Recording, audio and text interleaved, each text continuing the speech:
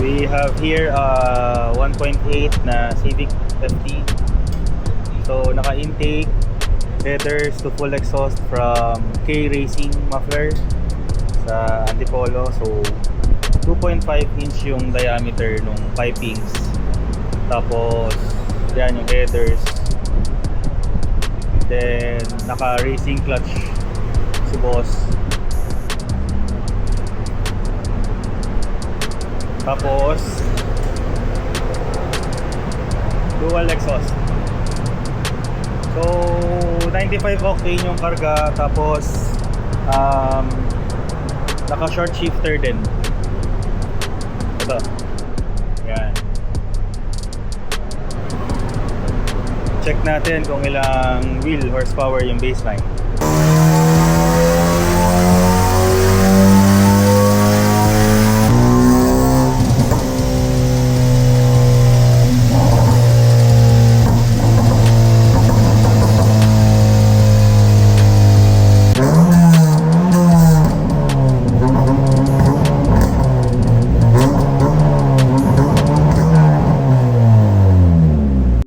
So for the FT, no, nakuha natin is 130 yung baseline.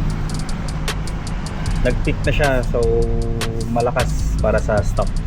And then 138 yung nakuha natin sa final na tune. Well, minsan dito tayo mag-base sa graph, sa chart. So ito yung horsepower, wheel horsepower. Ito yun, 105 around 5.39 na RPM. Tapos ito yung wheel horsepower 105, then 123 yung nakuha after ng tune, around 5.39 RPM. So dito tayo magbe-base din. Then sa torque naman nakuha natin 102 to 119.